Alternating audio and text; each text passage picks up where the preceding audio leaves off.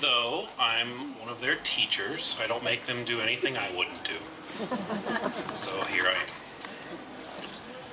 On McCain Avenue in Donora, once a heavily trafficked and bustling street, lies a series of desolate, abandoned businesses. But on one corner, there's a museum with a strange and endearing name, the Donora Smog Museum, named after a historic bout of deadly pollution in the 40s. It's filled with loads of historical documents, free to enter for anybody who wants to visit and learn. I noticed something during a recent trip that I didn't always recognize when visiting the museum.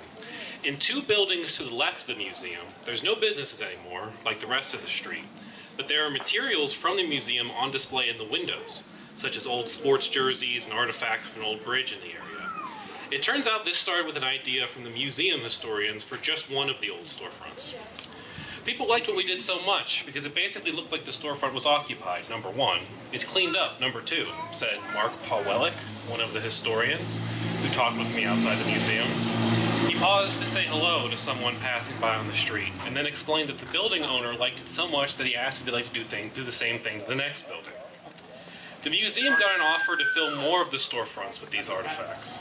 Though it became too expensive of a proposition for the museum because they have to apply specific costly materials to the windows to protect the items from the sun, this offer shows just how much the community respects and welcomes the museum. Mark, a longtime Donora resident, has volunteered with the museum for most of its 15 years in operation. He runs the museum with Brian Charlton, another passionate, knowledgeable, and friendly Donora resident. The museum sees a surprisingly diverse range of visitors from around the world. The smog incident is an important part of the history of the international environmentalist movement, and Stan Musial, a Donora native, is considered one of the best ever baseball players. The museum contains dizzying amounts of documents and artifacts from the past. Countless history lovers, researchers, journalists, and artists have sunk hours and hours in that museum. Mark's always been drawn to the area and its history. I wanted to be involved in an established organization, and so there they were, with an established museum, Mark said. It was just a way to do something in the community, be a part of the community is just trying to give back.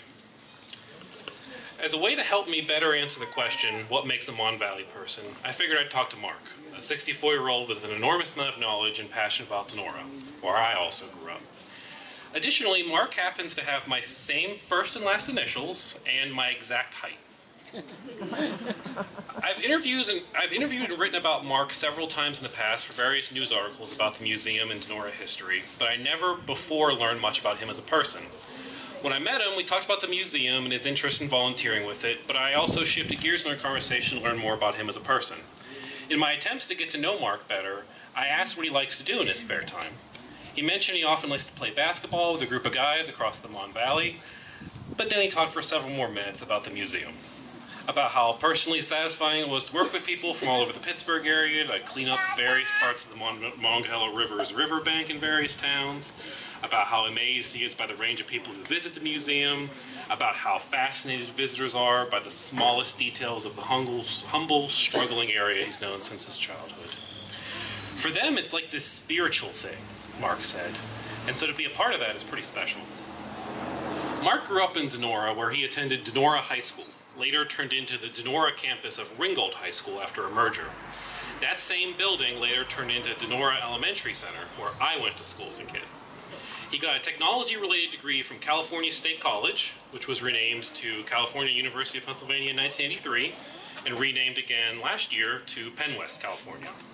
It's colloquially known as CalU. I grew up hearing the college referred to as the 13th year of Ringgold, given how many Ringgold grads attended it. Sometime after college, Mark lived out of state for 13 years, 2 in Georgia and 11 in Maryland, to find well-paying computer programming jobs. Then he found a good job in downtown Pittsburgh and moved back to Donora, where he still lives. Sports have always been a fixture in Mark's life. He played as a kid, found recreational games to play when he lived out of state, and still gathers with guys to shoot hoops today. He played against some of these men as children decades ago. From living and running the museum in Donora for so many years, Mark has also become friendly with many people. As you get older, which you're not, but for me, that is interesting, Mark said. That you've known these people for 40 or 50 years and they still talk to you. At one point, as Mark and I walked around Donora and chatted, a woman in a car passed by, waving to him. He smiled and told me that's his cousin. I later mentioned that seems like a Mon Valley kind of thing, constantly running into people you know around home. I asked Mark to take a stab at the question, what makes a Mon Valley person? He told me the question, quote, can go both ways. Many Mon Valley people are drawn to the area simply because it's where they grew up, where they learn traditions, and where their families still are. Mark himself lived in some nice areas, but still ultimately returned to Donora for these reasons. My family moved to Carroll Township when I was in middle school, and a few years ago my wife and I moved to South Park. Perhaps not quite the Mon Valley, but at least close by. The other defining quality of being a Mon Valley person that Mark came up with is a longing for days past. People want change, he said. They want the old days back. And the old days will never come back. We have to create new days. Every time I visit Donora, I can't resist driving past my childhood home. This time, I saw several notices on the front door. I parked my car, walked onto the porch, and looked at the papers. These notices detailed information about sheriff sales for the house following its foreclosure. I got back in my car and drove up the street to my grandma Eleanor's house, where she's lived all my life. I always drive past her house as well, but this time I decided to step inside and surprise her with a visit. Her face lit up when she saw me. After we talked, I told her I had to get home and get back to work. She said, "Oh boy," in almost more of a sigh than actually voicing the two words. I greatly appreciate Mark agreeing to hang out with me for this piece. I thanked him and apologized for all the poking and prodding, and he said, "We would always help a Donora guy."